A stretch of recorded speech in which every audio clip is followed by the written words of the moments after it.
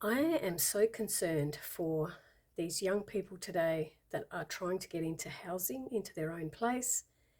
I'm right on the edge of the baby boomers era, and it was so much easier for us. Um, the house, my very first house, I was married back then, and the very first house that we bought was $66,000. That was in the 80s. And we had a $20,000 deposit, and we only needed to borrow like $46,000. And at the time, that was a lot of money, and but due to what our wages were. But we never had takeaway. We never ever went on a holiday.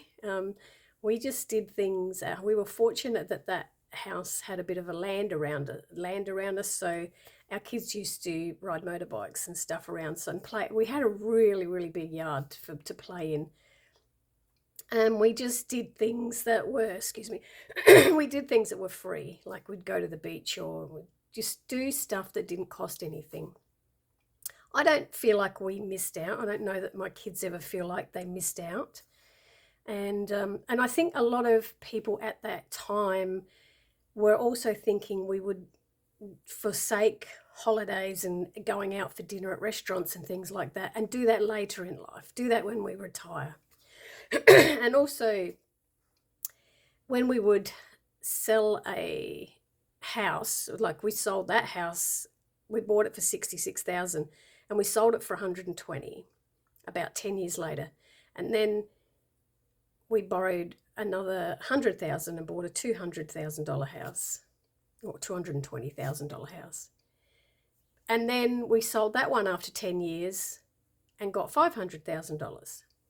And then we ended up getting divorced, and that's another whole different story. So now I'm in a situation where I'm in my 60s and renting. But it was still, back in that time, it was a lot easier. We went without stuff, but it just seemed to be easier. Life was just simple. And now I see my kids, I've got, like, my eldest is 40, my youngest is 21. And the 40-year-old and the ones in their late 30s, they've got mortgages. They got into the market early, and they've got mortgages, and their life is a struggle. They can't have everything they want. But the two youngest that are 27 and 21, they can't even get a foot in the door. And I really feel for these kids, and I know a lot of it is my generation have created a lot of issues. I can see it. I see two sides of a story. I can see a lot of people like the baby boomers my age that owned their house ages ago, and then feared that their superannuation was not going to be enough for them to survive in their retirement, to be self-funded retirees. So they bought investment properties, and they've been collecting the rent off those for a long time. So it's like another income coming in. And when it's got time to retire, a lot of them have either kept their investment properties as an income that's still coming in for them, or they have gone and sold their primary home. And of course, what they paid 200,000 for their primary home, and now they're getting $1 million for it. So they'll go and buy a small unit somewhere, and then or buy an investment property, like, and use the super as well, and go and buy an investment property, so they've still got that money coming in. But when they go to get the investment property, they take it out from underneath the young ones because they've got the money. They can walk in with 700,000 cash, and they've got the money. And there's a young couple that are trying to borrow money that don't have anywhere near. They can't have that cash, and they're getting things taken out from underneath them. So I can see that it's so difficult for the young ones, but I also can see that the older ones are trying to just look after themselves. So there was a lady the other day that she happened to comment to somebody about, she's a spiritual person, and she said that we're moving from 3D into 5D, and everyone that's got this huge big ego, who's got full of greed and everything like that, won't go into 5D. You'll all be left behind, right? Well, that sounded very egotistical to say that you'll be left behind, because that's saying I'm better than you. But when I look at situations on this earth, I can see so many people are just trying to survive for themselves. As long as they've got what they need, if they've got a house, if they're trying to get a house for themselves, even if they're doing really well, if they're doing really well in business, and they own their own home and they've bought an investment property, they're still only concerned with themselves.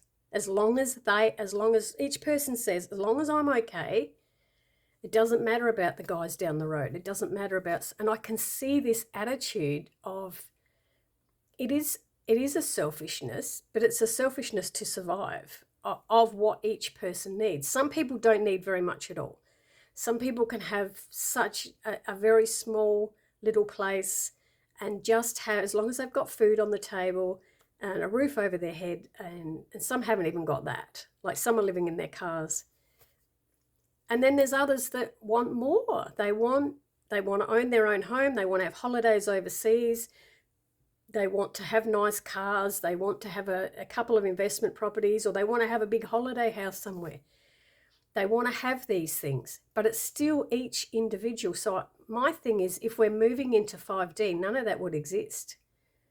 5D is a dimension of, there is no greed. There is more of a thought of, well, I have enough of what I need, so I will leave things for others. That's what 5D is. Yet I don't see us going there. I don't see us being a people that live in a reality where that can happen, because each person still has wants. Some want to live simply, some want to have lots of stuff. With the place where I live, the 40% of this town that I live in are empty holiday houses. They're empty. There's people from overseas, live in different countries. There's one couple from Canada that own 2 beautiful big mansions on the seafront that are empty for a couple of years, and then they'll fly out and they have a month's holiday and fly back, and they're just sitting empty. And there's, like 20 bedrooms in 2 different houses, and yet there is people sleeping in their cars. They can't find it. The rental, this is a town with a rental crisis, and people, what's happening now is, because governments are bringing in these new rulings for, you can't just rent out a house that's in disrepair. The floors I know in Victoria it's come in where the windows all have to be sealed, the roof has to be all properly done, no falling of roofs, no cracks, no the floors have to be it's got to be code, just like if you were going to build a house. It has to be built to code now. Well, rental properties are going to have to come up to code before they can even be rented out. And owners who have never been bothered to look after their properties are now selling them. And that is helping to free up some houses. Obviously, they're going to be but they're still asking way too much money for them. And I don't know how you stop. Like I have said for a long time, as a collective, if we just all said, there is no way I'm paying $1 million for the house. If everybody said that, the house has to sit there empty. It will not sell. And if that person really, really wants to sell, it has to drop the price. But that can't happen. It just won't happen, because you might have 100 people, 99 people saying, I'm not paying that much money for that derelict house. It's just bricks and mortar. And one will come along and get a big loan, or they happen to have the money and they will buy it and they will pay the 1 million. And it just keeps that high level of housing. And it sort of started about 2015, I think. Where I live, a place where I've seen houses that were sold in 2015 for $380,000. And exactly the same house now has just gone on the market for just under $1 million, like $900,000. Just in 9 years, nothing has been done to it. It's the same place. Nothing has been renovated. It's just shot up like that. And as long as I can remember, it just gradually went up. Like every 10 years, if you sold your house, you kind of doubled your money, and then you'd buy the next one and you'd sell that in 10 years and double your money. This is more than triple. It's like crazy. So what happened? I kind of see that there was a lot of overseas influence that came in with money and just bought up properties and were willing to pay big money. If someone said, "Here's, I want $1 million for it," they came in and paid it, which just ruined it. It's like these generations that are just thinking, this is where I'm going with this 5D thing. People are just thinking about themselves. So they'll come in and pay that money without thinking, maybe I am creating a problem down the track. It's exactly the same with like the climate, with the way we've treated the climate in the past and not looking after Earth, and now years later, everyone's like, oh, well, we should have done something back then. This is what the species of people is like. So how do you stop people from coming in and saying, wow, I'll give you $5 million for that place over there, and locking everyone else out? How do you stop that? And this moving into 5D is not about greed. So do you honestly think you'd be willing to give everything away to have a very simple life with just one house, just enough money to survive? Or do you want more? Do you want the big holidays? Do you want the cars? Do you want to have whatever you want to go and buy? You can go and buy. You buy the brand names. Is that what you want? Or is that where you are sick of that stuff? Are you sick of that life and you want a simple life? Can you be happy? Could you be happy just renting? A lot of people do go this way. They will go and live a very, very simple life, and they'll get a little tiny home. They'll have a tiny home in the bush, and they say they are the happiest they've been because they don't have to have all this stuff around them. But while we have human nature is greed. I want more. I want to have a house in the city, but then when I want to have a holiday, I just want to get away for a month and have a break in my mind. I want to go down to my holiday home in the town. I don't care that there's people sleeping in their cars down there. That's their problem. That's the way the attitude is. I didn't create their life. I didn't teach them how to save money. It's just people, just as long as they can just look after themselves and have their own needs met, whether it's small, whether it's big needs, it doesn't really matter about other people. And there is a lot of kindness where people do volunteer, and they'll go to work for Meals on Wheels, or they'll go to places where they're giving out. There's a beautiful place in my town here where they collect food donations, and a lot of people that donate food.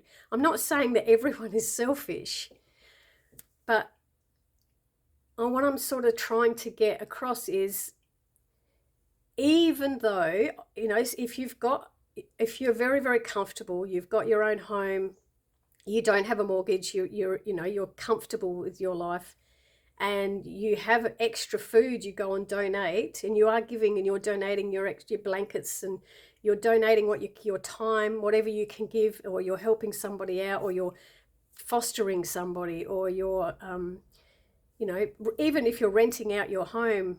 I say this, I see a lot of people in their 70s that live alone. They've been widowed and they live alone. And I often say, why don't you rent out your rooms to bring in some extra money, or just to help somebody that's homeless? And I always get, no, I don't want anyone else in my house. I like my house the way it is. I don't want anyone else in there. And I get that. I get it. But I don't know, like, how do you think we have the ability as people to let go of materialistic stuff? Do you really think we have that ability, or is it ingrained in us that this is our reality? Our reality is that we have to have, a safe place to sleep at night, and we need food to survive. But could we go to a community, back into helping each other out? Or are we too far gone into, as long as I'm okay, I will help other people out if I can, but I'm still going to think about myself first. What do you think?